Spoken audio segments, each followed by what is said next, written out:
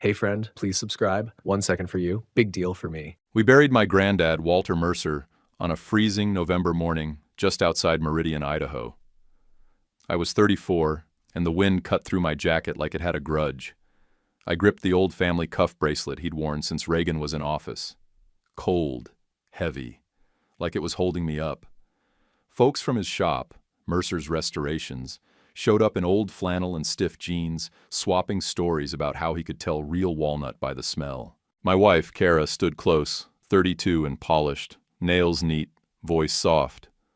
She squeezed my hand just right and whispered, "He'd be proud of you." Maybe she believed that, maybe not. My younger brother Brady, 21, barely showed his face. He hung back by the maple trees like he was waiting on a ride share. Hoodie up, phone in hand, wouldn't look at me. I should have known something then. That kind of distance isn't just grief. After the graveside prayer, a man in a brown coat stepped up. Looked like he hadn't blinked in a year. "Martin Hale," he said quiet. "Estate attorney. Your grandfather left you something, and he asked I read it to you in private." My gut buzzed like I'd swallowed battery acid. Martin's office was 2 blocks off Main. Dim, warm, smelled like legal pads and dust. He slid a small velvet box and a single envelope across the desk. I opened the letter first. It was my granddad, plain and straight. Said he sold the antiques business years back, flipped it into smart investments, and wanted me to have a shot at a life clean from scratch. Said, "Wear the cuff when you forget what you're worth." Then Martin told me the number, $3.4 million. I actually said, "Are you sure?" He nodded once, like it wasn't the first time someone reacted like a dumbass. Then he pushed a folder my way, all account details lined up clean. Quick note: before listening, share in the comments which city or country you're watching from. And let's continue. I thought about Kara first. All the times she'd pulled up that 4-bedroom on Eagle Road, showed me baby names after 2 glasses of Merlot. I thought about my old man in Nampa, the stroke in August, bills stacking like bricks. I thought about Brady, drifting since dropping out of some cybersecurity program, doing odd jobs and sliding backward. Once he had a good heart. Somewhere he lost the map. I slipped the cuff on. Cold. Solid. It sat heavy on my wrist like something earned. Martin leaned in. "Keep the accounts separate," he said. "This is inheritance, not marital property. Move slow. Let the shock settle." I nodded like I got it, even though my head felt full of bees. On the drive back, Kara floated ideas like balloons. San Diego getaway, that house near Settlers Park. Maybe help Brady go legit with some e-commerce thing selling vintage finds. The way she said legit caught in my throat. I told her we'd take a breath. That night I put Granddad's photo by the TV. Same shop apron, same half smile. Cuff still on my wrist. I lay down but didn't sleep.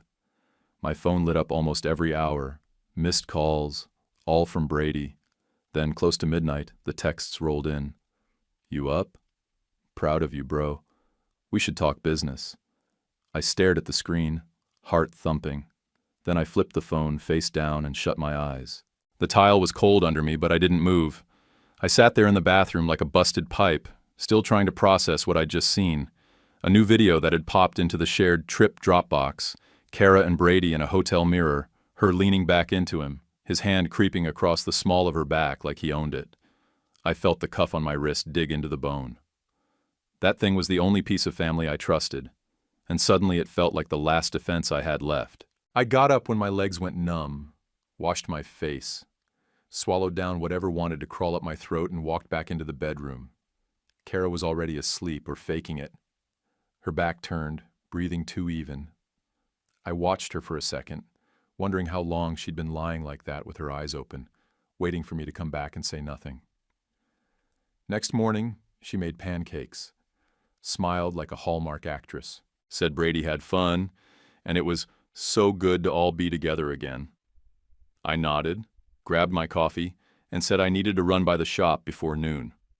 Instead, I drove to a park near the train tracks where nobody I knew would bother me.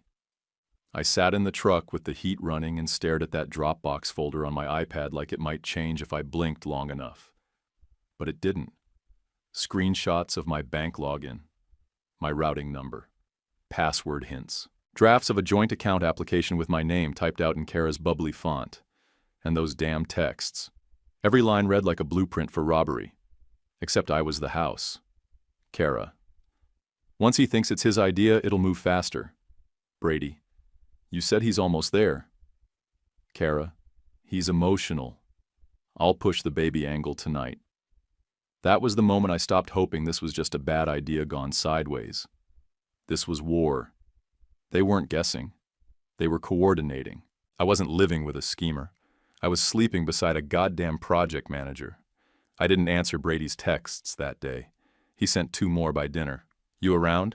And want help listing Granddad's stuff? I put my phone on Do Not Disturb and drove around until I saw the streetlights flip on. At home, Kara was curled on the couch with a blanket in some reality show. She looked up and smiled. Long day? I said. I grabbed a beer with Nate. That's good, she said, voice syrupy. You should unwind more. She didn't ask what I'd been doing. She never did when she had her own plan running. The next night, I changed every password I had. Email, bank, credit cards. I added 2-factor auth to everything, used a hardware key Martin recommended. I pulled the battery from my old laptop and stored it in my truck's lockbox. Then I walked the house and turned off every smart device we owned. Kara looked up from her tablet like I'd smacked the dog. What are you doing? She asked, brow pinched. Internet's been acting up. Probably best we go analog for a few days. She didn't argue, just nodded slow, like she didn't want to spook me. I didn't sleep that night either. The next morning, Brady showed up unannounced with a bag of breakfast burritos like he was doing me a favor. He smelled like weed gum and cheap cologne. Thought you could use protein, he said, tossing the bag on the counter. Want to boot up the laptop? I got that cleanup tool ready. I looked him square in the eye. Already handled it. System's clean. He laughed, too loud. You? Come on, man. You barely update apps. Learned quick, I said. Motivation's a hell of a teacher. Brady shrugged, grinned, and said, All right. Just trying to help. He grabbed a soda from the fridge like it was his house. After he left, Kara said we should take a day trip to McCall. Just the 2 of us, she said, running her fingers across my arm. Leave the stress behind. Clear our heads, I told her maybe. She didn't push, which told me she had another angle in play. That night she lit candles, poured wine, put on one of those silk robes she saves for when she wants something. I let her talk. Let her drift into baby names again. Noah if it's a boy, Olivia for a girl. She pulled my hand to her stomach like there was something real there. I looked at her and said, Let's get a test. From a clinic. Something official. She blinked, then smiled like I'd passed a quiz. Of course. I'll schedule something tomorrow. She was too quick. Too ready. That night I checked my iPad again. Nothing new in the Dropbox folder, but I changed my sync settings anyway.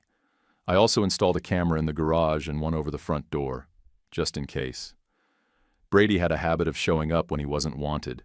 2 nights later, a new shared folder popped up again. Estate projects. I opened it and stared. More banking screenshots. A spreadsheet titled Q1 Breakdown. It listed projected withdrawals against luxury purchases. One tab was labeled Kara's car. Another, Brady office setup. I felt my pulse hit the back of my throat. This wasn't just ambition. It was execution. They were already spending money they hadn't stolen yet. Like it was a formality. The next morning, I printed everything. Made a copy for Martin. Made one for a safe place I wouldn't say out loud. When Kara asked if I wanted to check out an open house that weekend, I said sure, and smiled. I even kissed her cheek. Let her believe I still bought the act. I hung up from the clinic and stared at my phone like it might fix itself. No record, no appointment, no Kara. I didn't ask for explanations. I didn't call her out. I just sat on the edge of the bed, wrote down the date she claimed, and filed it in my head like evidence. It was all evidence now. That afternoon, I called Martin. My voice was flat and short. He picked up on the first ring. "Talk to me." "I need someone who handles messes," I said. "Family messes." He paused a beat, then said, "Dana Ruiz. Near the river. You'll like her. No fluff." He wasn't kidding. Dana's office was plain brick. 3rd floor. No receptionist. She opened the door herself. Late 30s. Thick, dark hair pulled back. No-nonsense suit. Black boots that looked like they'd walked over worse than me. She didn't ask how I was. She asked what happened. I gave her everything. The overheard conversation in the laundry room, the Dropbox folder, the forged letter. I told her about the bracelet and how Kara called it a dead man's chain. I didn't even realize my hands were shaking until she slid a bottle of water across the table without saying a word. "I feel like a damn idiot," I admitted. "This whole time I thought they cared." She raised an eyebrow. "You were ambushed. That's not the same thing as being stupid. And for what it's worth, you're here now. That's what counts." Then her tone shifted. "Inheritance is separate property in Idaho," she said. "Unless you mix it. Do not mix it. Don't pay joint bills from it. Don't add her to anything. Don't mention the account balance. From this moment forward, nothing gets shared." I nodded. "Two-factor everything," she continued. "New phone. New email. Don't tell them you've changed anything. Set alerts for transfers over 1,000. Start acting like every click they make is being logged, because it is." I pulled out the forged letter Kara gave me and slid it across the desk. Dana looked it over for 3 seconds, snorted, and said, "Jesus." She didn't even get the estate attorney's signature font right. This is toddler-level fake. She leaned back and gave me a hard look. "You have anyone you trust?" "My buddy Nate from work. That's it. And maybe my dad, but he's shaky since the stroke." "Good enough," she said, writing. "Move important docs to a safe place. Photograph the bracelet. Get your laptop and phone swept by someone real, not Geek Squad. I know a guy. Also, start checking your credit for hard inquiries. If she's got your social, she might try to open things." I sat forward. "And Kara?" Dana didn't flinch. "You act normal. Play along until we have enough to put them in a corner. Don't accuse. Don't provoke. You don't win by swinging wild. You win by documenting until the pattern collapses." She told me her ex had stolen from her too. Ran up a credit card, drained a shared account, left her with $600 and a repossessed Camry. She rebuilt piece by piece, she said, with receipts. I respected that. I left her office with a list. Get the tech suite. Store copies of Granddad's will. Buy a burner phone just for Martin and Dana. Print the Dropbox folder. Stash it off-site. Act like I knew nothing, even when I wanted to burn the house down. At home, Kara went full Stepford. Hazelnut coffee in a travel mug, wrapped in a Post-it. "You got this?" A breakfast burrito from the food truck I liked by the lumberyard. My tools cleaned and laid out on the counter like a photo shoot. She even folded a printed budget and set it on the kitchen table like it was a contract. I flipped through it. Color-coded. Columns for nursery and emergency fund. She put her hand on her stomach and said, "I've been thinking about wallpaper. Maybe soft yellow." I nodded once and said I needed to shower. She didn't follow. The next day, Brady showed up in broad daylight, hoodie down, fake grin on full display. "Just optimizing," he said, crawling around the back of my desk. "Your Wi-Fi's got some dropouts. Probably need to switch frequency bands." I stood in the doorway. "Don't touch the laptop." He glanced back, grinning like I was joking. "You serious?" I crossed my arms. "You think I'm not?" He stood palms up like he was just trying to help. "Hey man, relax. Just trying to make sure you're not running at turtle speed." I didn't blink. He finally backed out and went for the fridge. "Cool if I grab a Coke?" he asked. I didn't answer. He grabbed one anyway. A couple days later at work, I got pulled into a conference room by my boss, Fritz. He looked pissed. "This came from your email," he said, dropping a printed screenshot on the table. It was an email sent to a client, full of some kind of phishing link titled Promo Video. Malware City. "I didn't send that," I said. Fritz leaned back. "IT says it came from your login. At 2 in the morning, I was asleep. And I've been having issues with someone trying to access my devices." "Then get your house in order," he said, "because this doesn't look good." HR sat across from him with that HR face. Polite, blank, already bored. I nodded and walked out. Then I called Dana. She had me file an official report for attempted fraud, name Kara and Brady, attach screenshots of everything I'd collected, the Dropbox folder, the forged letter, the email logs. I had her tech guy, Marco, sweep my devices the next day. He found a browser exploit running in the background on my work laptop, pulled the logs, bagged the data. "This wasn't some random adware," he said. "This was intentional. Dana told me to open a safe deposit box at a local credit union. I drove there after work and left copies of the will, the bracelet photos, the forged documents, everything they might try to misplace if things escalated. When I locked it all in that metal drawer, I felt like I was putting weight down for the first time in weeks. Then Kara pulled her biggest play yet. I walked into the kitchen that night and she was standing there smiling, holding out a drugstore pregnancy test like it was a trophy.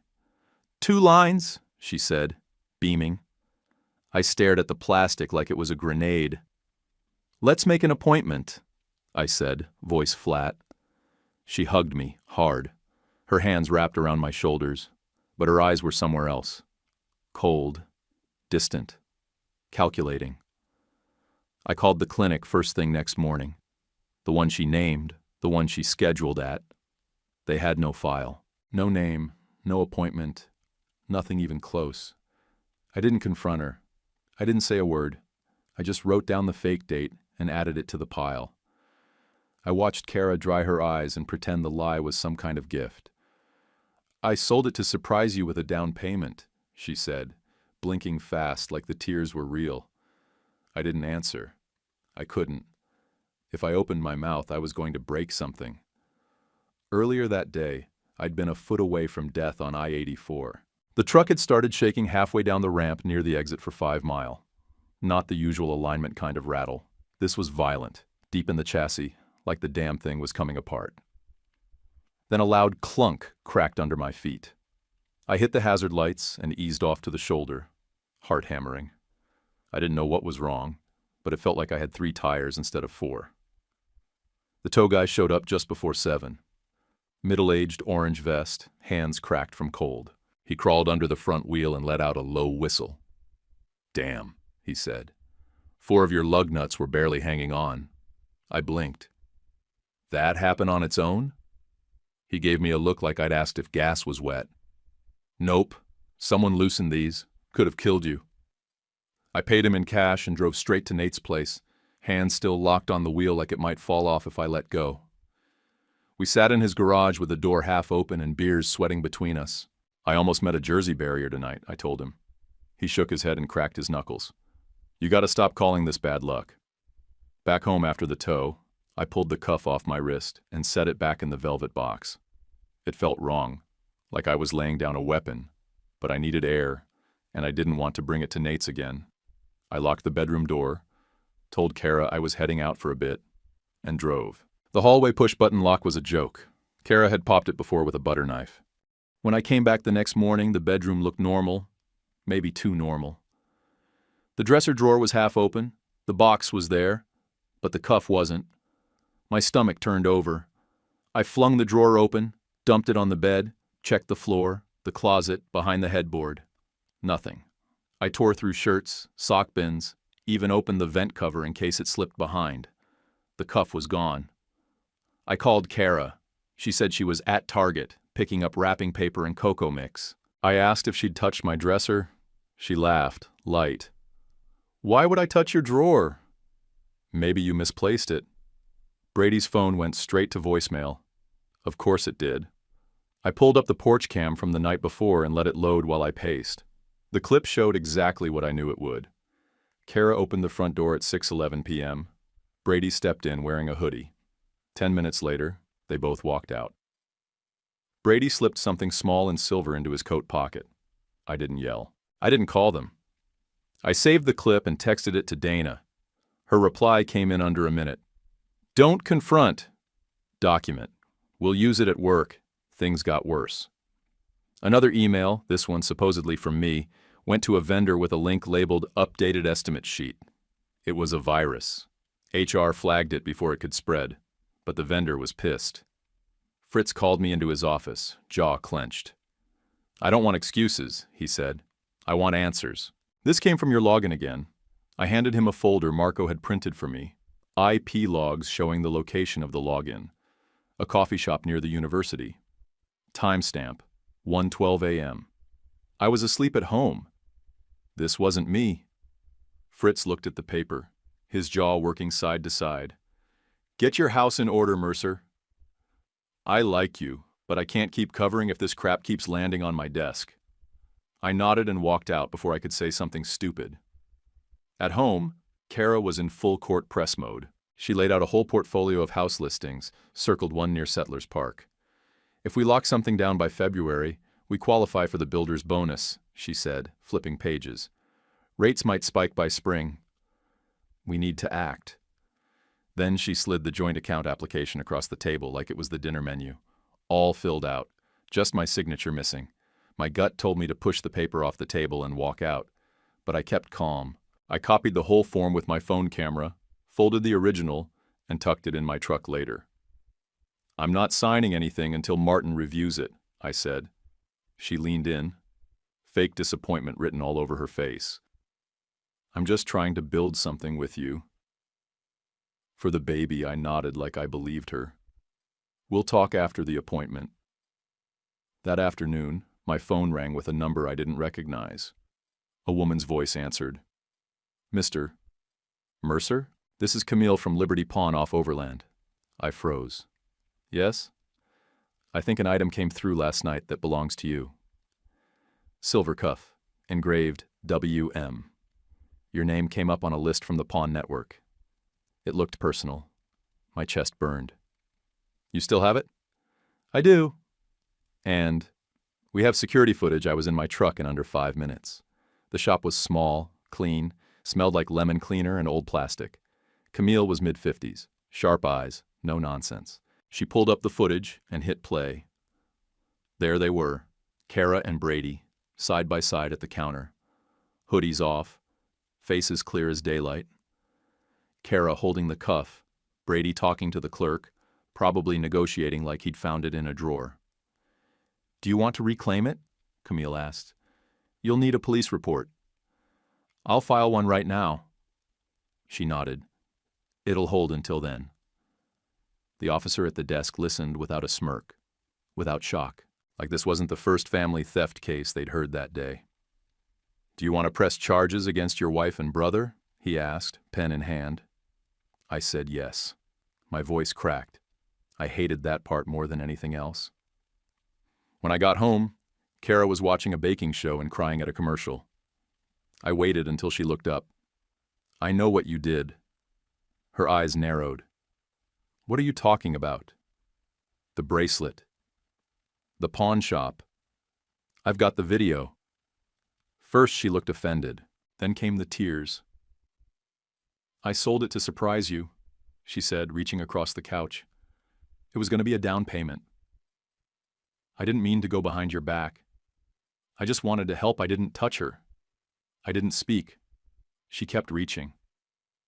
We're supposed to be a team. I stood, walked to the bedroom, and shut the door behind me. Dana didn't say anything at first, just stepped aside in her socks and waved me into her kitchen like she'd been expecting it.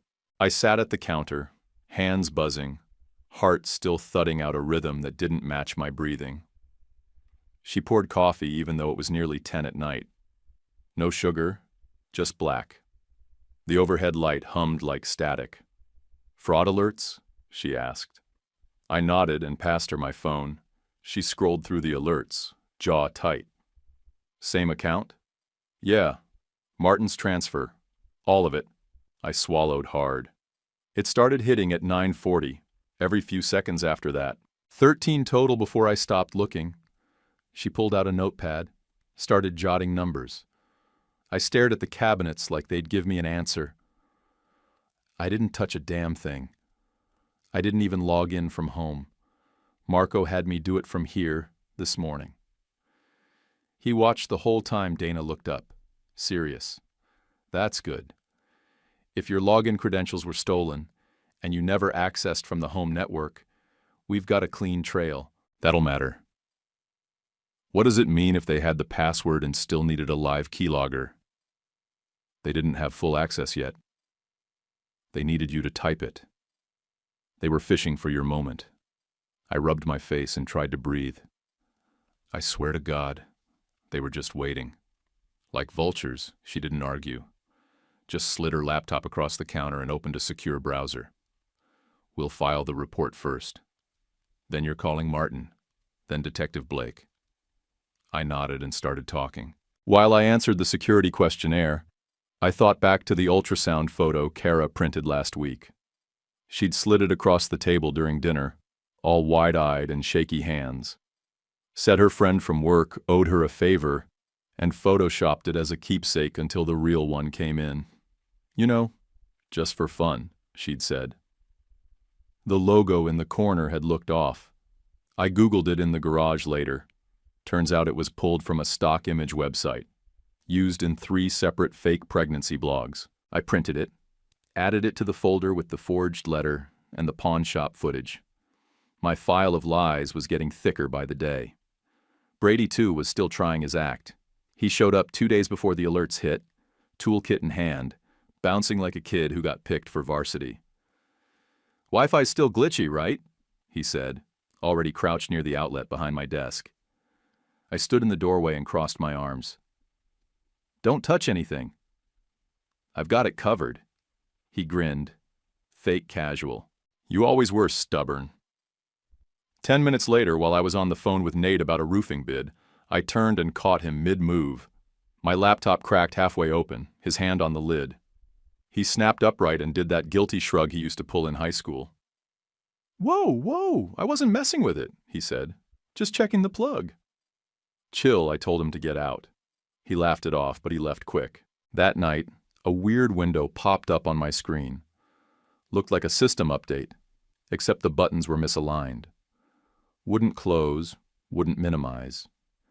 I shut the lid and drove straight to Marco's shop in Garden City. He took one look and sighed. "Remote access tool," he said. "Keylogger. Browser injector. This is amateur slick, but slick enough. They wanted full control and maybe some screen grabs while you typed." He wiped the drive, swapped the OS, then handed me a hardware key and set me up with an entirely new login. "Don't use this machine at home unless you've killed Wi-Fi," he said. "In fact, get your own router. Don't share." Then he pulled the network logs from my home. "What's this?" he muttered, kneeling behind the desk. He yanked out a smart plug adapter I didn't remember installing, opened it up with a flathead, and dumped the guts on the mat. Tiny Wi-Fi board, camera module, transmitter.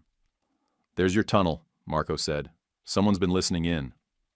Probably piggybacking your IP address to hide their traffic." He rolled tape on it, bagged the plug, and marked it with the time. "Put this in Dana's box. You're being farmed like a cow, man." When I got home, I told Kara the laptop died. "Hard drive fried," I said, using a loaner for a while. She didn't even blink. Just asked, "Did you talk to Martin yet? Because my mom found a builder who'll take 10 grand off if we wire the deposit this week." I said Martin told us to wait. She threw a fit. Real screaming, real slamming of cabinets, then cooled like a switch flipped and made spaghetti from scratch. Kissed my cheek and played oldies on the speaker. It was all choreography. I slept light that night, kept my keys in my boot, truck backed in with a full tank. The next morning, Martin called to say the estate had fully transferred.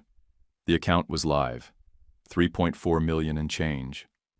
He congratulated me, said he'd added new alerts, and asked me to swing by tomorrow to sign one last doc.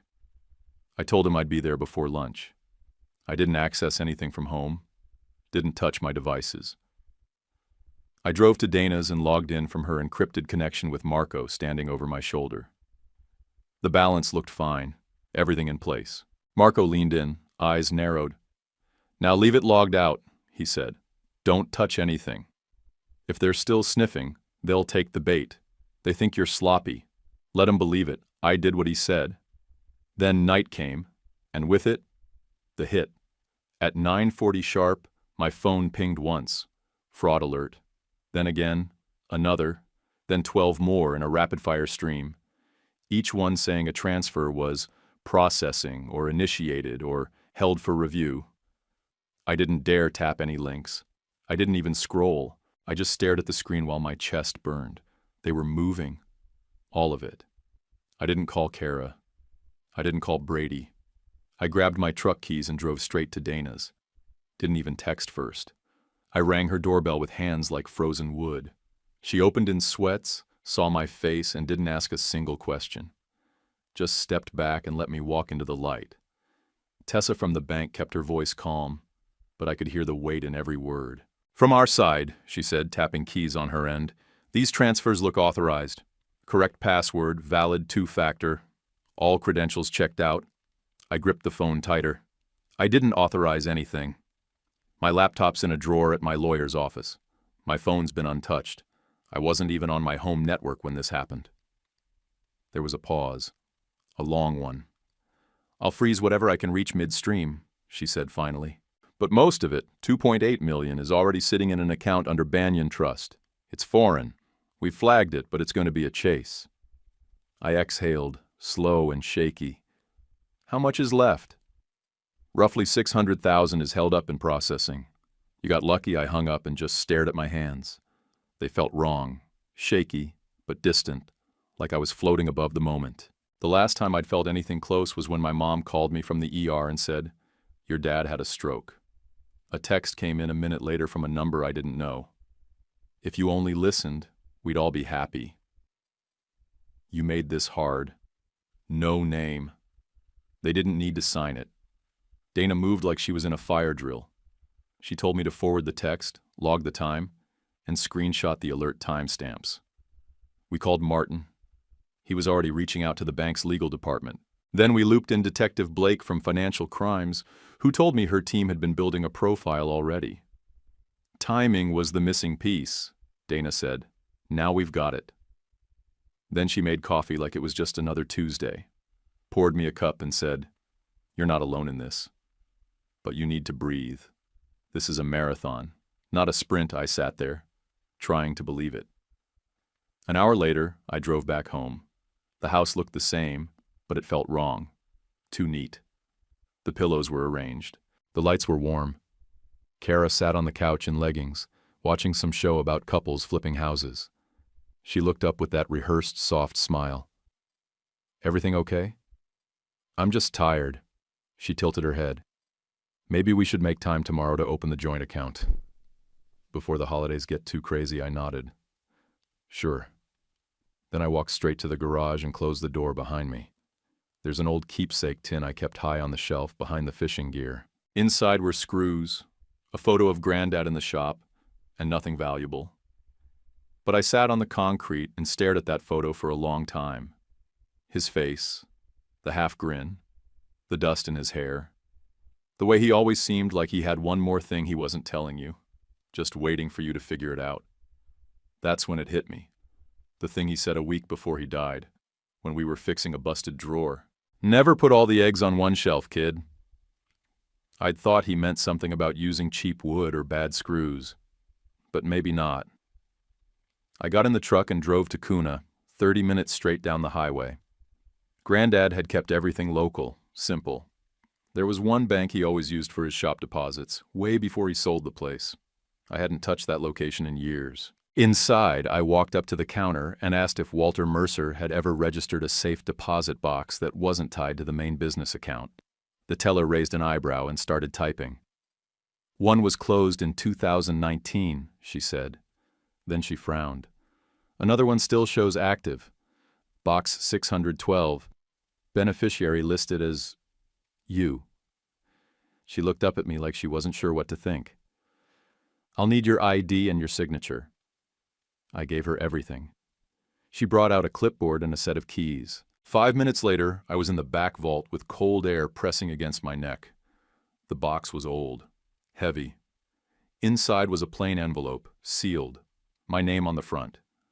Underneath it, a small metal key and a folded note. I opened the note and had to sit on the floor. If you're reading this, it means what I warned you about happened.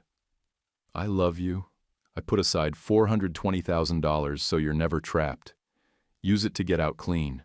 Don't tell a soul until you've done that. I read it twice, maybe 3 times before I could breathe. Then I stuffed it in my jacket, stood up, and asked the teller to walk me through the next steps. She counted out cashier's checks in bundles. No questions asked. That money was untouched, sitting off to the side for years. A lifeline wrapped in dust and silence. I signed the paperwork, thanked her, and drove straight to Dana's office, checking the rearview mirror every other block. Halfway there, a gray SUV followed me off the main road and stuck to my bumper for 3 turns. Then it peeled off into a gas station. Might have been nothing. Might not. Dana opened the envelope and read the note without saying a word. When she looked up, her face didn't soften. It hardened. "Okay," she said. "New plan. You're going to open a separate high-security account under a new email. In-person only. Hardware key access. No mobile app, not even alerts. You deposit the money, then you do nothing for 48 hours. Let it sit." I did everything she said. Back at home, Kara met me at the door like a golden retriever. Too excited, too quick. "You're home early," she said, voice bright. "I was thinking we should celebrate soon. Just us. We could be the kind of people that don't worry anymore, you know?" I stepped back and told her I had a headache. She tried not to show it, but her face flickered, annoyance breaking through before the mask slid back on. I watched her all night. She paced more, checked her phone too often, made a second pot of tea she didn't drink. I didn't ask anything. I didn't answer either. Around midnight, I went out to the driveway and found my back tire sagging. Clean sliced through the sidewall. Not a nail. A blade. I checked the neighbor's porch cam the next morning. It caught a figure in a hoodie walking up my driveway, crouching by the tire, then bolting. No face, no plates, just a shadow. I filed the footage with Detective Blake. She responded at 2:11 a.m., one line, building a case. "Don't tip them." I went back to bed, cuff on my wrist, note in the drawer, heart still hammering in my ribs like it wasn't sure I'd make it out clean. The call came in at 6:03 a.m. Brady's name flashed across my screen like a migraine. I let it ring once before I picked up. "We need to talk, man," he said, voice tight and rushed. "Don't bring Dana. Don't bring anyone. Kara's freaking out. Meet us at Settlers Park, Footbridge, noon." Then he hung up. No time for questions. No space for a maybe. I called Dana as soon as the sun cleared the treetops. She didn't even say hello. Just talk. I told her what Brady said. Every word. "They're going to try to force something," she said, already typing. "Could be a power of attorney. Could be a staged meltdown." "They're desperate within 5 minutes," she had Detective Blake looped in. Blake said her team would be nearby, sitting in unmarked cars like they were out for lunch. Dana started prepping an emergency restraining order in case things turned physical. She slid a tiny digital recorder across the table and gave me instructions like I was about to walk into a courtroom. "Stay seated. Keep your hands visible. Don't argue loud. Let them talk." I nodded. My throat felt like I'd swallowed sand. By 11:45, I was parked 2 blocks away, walking slow toward the footbridge that cut across the stream at Settlers. Cold air bit at my jaw. My cuff felt heavier than usual, like it knew something was coming. I texted Nate when I got close. He was already sitting on a bench 50 yards back, coffee in one hand, newspaper folded in his lap. To anyone watching, he looked like a guy killing time. He wasn't. Kara and Brady showed just before noon. They came side by side, like they were out for brunch. Brady wore a gray hoodie under a tan coat. Kara had her hair down, a scarf looped around her neck, leggings, And that perfect fake smile. She reached out and hugged me like I was a cousin she hadn't seen in years. It turned my stomach. Brady hit me with a too big grin. "Glad you came, man." I didn't say anything. Kara opened a manila envelope and laid it flat on the wooden railing of the bridge.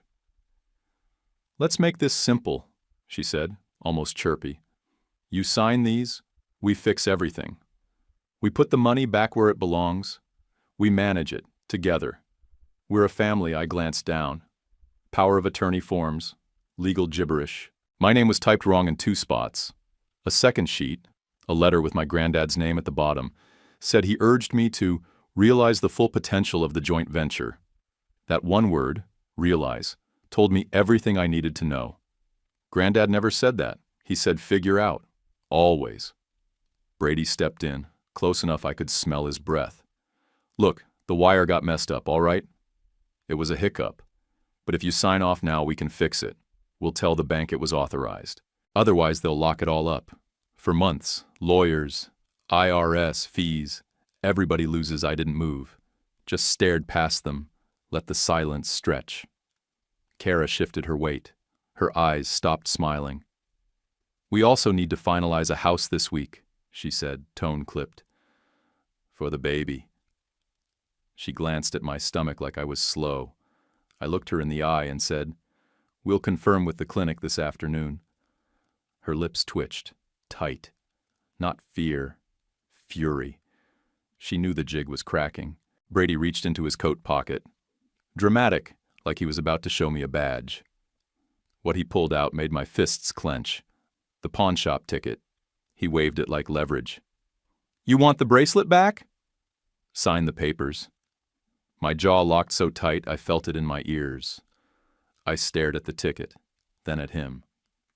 That's when I heard the voice, soft, casual, like a friend calling to another across a quiet park.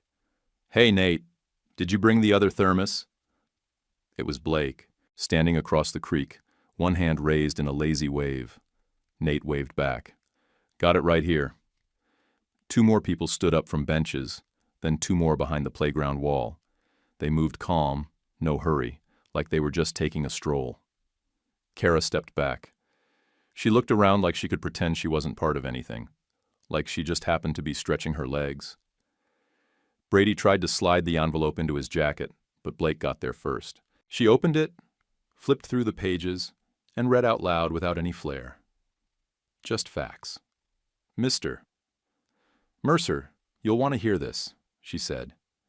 "We've got documents here that fall under conspiracy to commit wire fraud, attempted grand theft, possession of stolen property, fraudulent attempt at power of attorney, and vandalism. We've got footage, email trails, login logs, surveillance, and a forged estate letter." She nodded to her partner.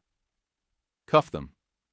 Kara didn't flinch. She looked at me, stone cold, and said, "You'll regret this." Not a question. A promise. Brady looked like his bones had turned to mush. "I didn't mean for it to go this far," he mumbled. Eyes on the planks beneath our feet. I didn't say a word. I didn't move. I just watched the cuffs go on slow and neat. Clean clicks. No drama. They didn't fight. They didn't cry. They just stood there while the park spun on like it didn't care. Blake leaned in before they walked off. "We'll process them. You'll get updates." I gave her a nod and exhaled so slow I thought my ribs might crack. Nate walked over once the cars pulled away, coffee in hand. "You all right?" he asked. "I don't know," I said, "but I'm not stuck anymore." We stood there for another minute, both of us quiet. Wind moved through the trees, and the footbridge creaked like it wanted to speak. I pressed the recorder's stop button in my pocket and felt the weight of the moment settle in. I hadn't swung wild. I hadn't flinched. I'd let them walk into their own trap, same way they'd built one for me. Detective Blake didn't waste time with pleasantries. The Monday after the sting, I was in a downtown conference room with her team, Marco, and 2 analysts from the bank's fraud unit. Dana sat across from me, calm as ever, legal pad in hand. They laid it all out, piece by piece, Every login attempt, every email header, every spoofed letter and browser exploit. Marco's data pull from the keylogger was a goldmine. His face didn't move an inch when he pulled up the MAC address logs. Brady's laptop pinged that hidden smart plug 52 times over the course of 3 weeks, he said. Same physical address, same timestamps as your device activity. It wasn't just spying. It was live monitoring. Blake tapped her pen. That's what made it wire fraud. Not just theft. They simulated access from your IP while controlling the inputs. That's how they passed the two-factor test. They had everything but your damn fingerprints. The bank team traced the outgoing wires. The route was a nightmare. First through a shell LLC out of Nevada, then flipped into a brokerage account with a fast clearing schedule, then held up at Banyan Trust. Their mistake? Speed. They tried to push too much money out too fast without finishing the paperwork. Blake looked at me and said, "That pause, that red flag, is the only reason you didn't lose it all." They'd managed to freeze $1.9 million immediately. Over the next 2 weeks, clawbacks pulled back another 6 figures. It was like hauling up a net full of holes. Stressful, messy, but enough fish came back to keep me from drowning. Then came Kara's phone.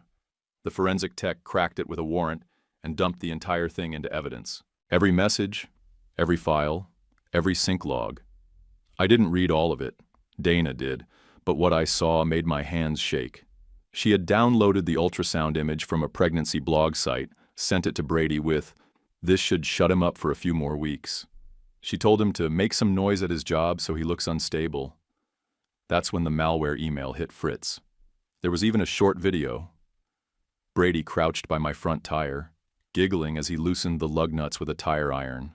It wasn't long, maybe 10 seconds, but it ended with him looking right into the camera and whispering, "Dude's gonna spin out." I couldn't watch the whole thing. I got up and left the room. Dana followed me out, stood silent while I leaned on the railing of the stairwell and tried not to throw up. When I went back in, Blake didn't say anything about my exit. She just kept working through the files. The bracelet case landed clean, too. Camille from the pawn shop testified to everything. Kara's face, the receipt, the timestamp, the recorded footage. I gave them the original serial photo of the bracelet, the same one I'd taken when Granddad first gave it to me. WM, clear as day. That piece wasn't about money. That was about who he was, and who I was to him. Martin stayed busy on the civil side. Emergency injunctions to freeze Kara and Brady's access to anything they'd touched. Court orders to prevent them from selling assets or moving funds. A cease and desist on any business filings with my name on them. Restraining orders were filed and approved within days. Dana filed my divorce petition with the same precision she used on every legal motion. No rage, no dramatic speeches, just clean execution. No surprises, she said. Keep it boring, keep it tight. By March, most of the dust had settled. The bank returned $2.9 million and change. The rest, roughly $500,000, was caught in the Bermuda Triangle of a pass-through LLC, foreign banking regulations, and pending litigation. It might take years. It might never come back. But I could breathe again. I could stand in line at a hardware store without wondering if my card would clear. I could open my banking app without breaking into a sweat. For the record, of the $3.4 million they went after, about $2.8 million actually made it out the door. $600,000 got jammed mid-transfer. After freezes and clawbacks, 2.9 came home. The last chunk remained locked in a courtroom tug of war. At work, Fritz pulled me into the conference room one morning.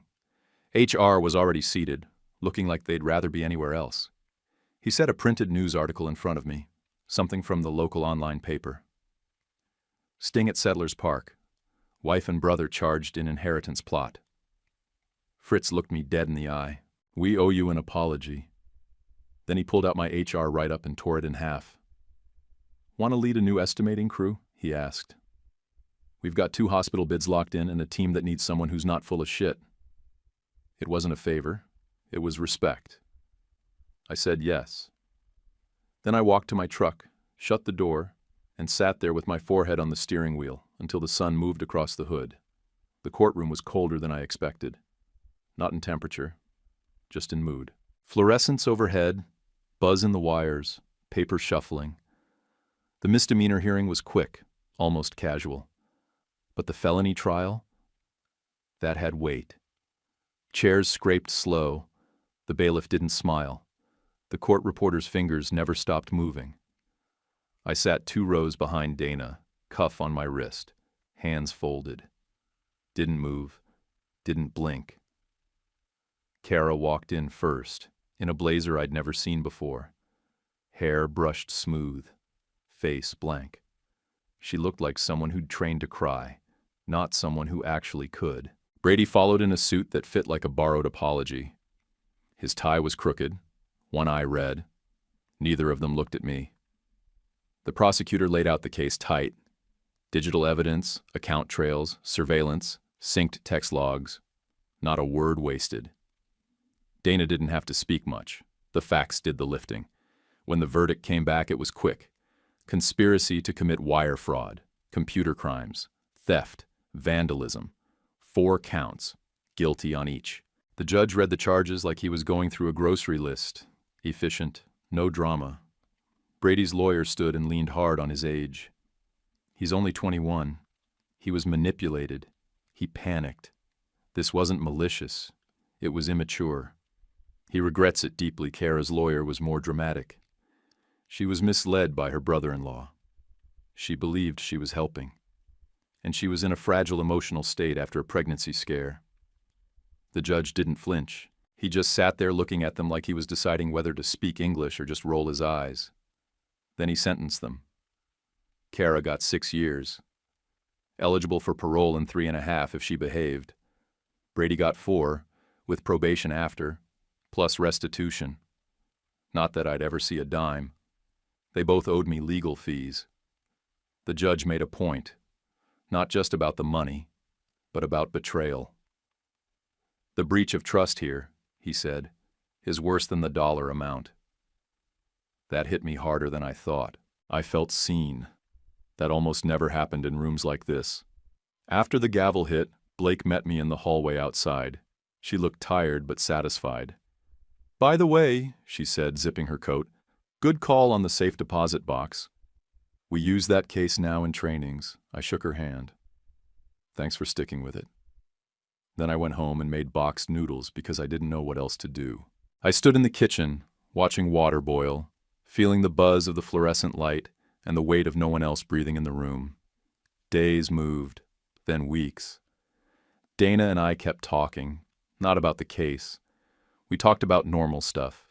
Her nephew's t-ball tournament, my dad's physical therapy, the dumb dog I was thinking about getting but hadn't committed to yet. She asked me to help her move a couch one Saturday. I did. We ate pizza off paper plates and watched a dumb game show while she sat cross-legged on the carpet, calling out wrong answers with her mouth full. A few weeks later, we were sitting on her porch with coffee when she said, "You know, my ex emptied my savings 10 years ago." I walked into the same branch we'd opened it at. Wore the same shirt I wore the day he proposed. She didn't look at me when she said it. "I felt like a joke," she added, but I stopped feeling like one the day I took inventory of what I had left. It wasn't much, but it was mine. I didn't say anything wise. I just nodded and handed her a napkin. A month later, I started a scholarship at the local tech school, in my granddad's name. Nothing flashy, just enough to cover tuition for 2 kids studying real crafts. Not software, not digital, stuff you build with your hands. Brazing, wood repair, restoration. He would have liked that. The day I wrote the check, my hand didn't shake. The dean sent me a letter that said 2 students would now be able to finish their programs because of it. That landed. Quiet, but solid. In July, I went to see my dad. He's slower now, talks less. We watched a minor league baseball game on mute with the captions on. I helped him sort his pills and then sat down beside him just as a shortstop booted a grounder clean through his legs. Dad pointed at my wrist. "That bracelet still fits you good," he said. It was the first nice thing he'd said in a long time. We laughed at the error like it was the funniest thing we'd seen in a decade. For the first time in what felt like forever, the sound didn't feel forced. By late summer, I stood in my driveway on a Saturday morning, hose in hand, dog chewing the lace off my work boot, and realized something simple. The quiet didn't scare me anymore. It used to. That kind of silence used to feel like a warning. Now it just felt like mine. I was still working 6 days a week at the roofing company. Still coming home with grit in my hair and a sore shoulder. I still had the scar, right under my ribs, from that winter that tried to gut me from the inside out. But it didn't own me now. It was just a mark. I'd dropped off coffee for Dana earlier that morning. Her usual, black with 2 shots. She was on a call when I got to her office, papers everywhere. She pointed at the mug, mouthed, "You're the best," and rolled her eyes at whoever was on the line. I dropped the final signed divorce decree into her outbox. No ceremony, just done. That look she gave me, half grin, half exhausted. It stuck with me all the way home. My mom called that afternoon. Her voice was already loaded before she finished the hello. "I just think Brady got swept up," she said. "He's still a boy in a lot of ways." Kara got in his head. "You know how she is." I let her finish.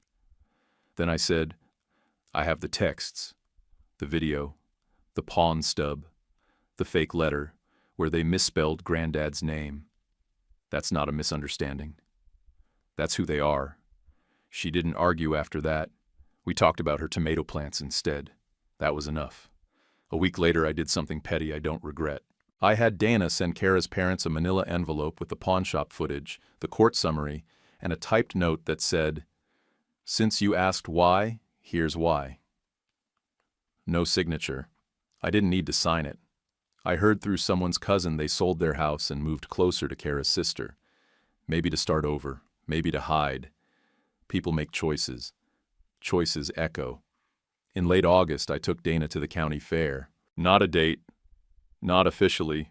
Just 2 people walking shoulder to shoulder through sticky air and the smell of fried batter and corn dogs.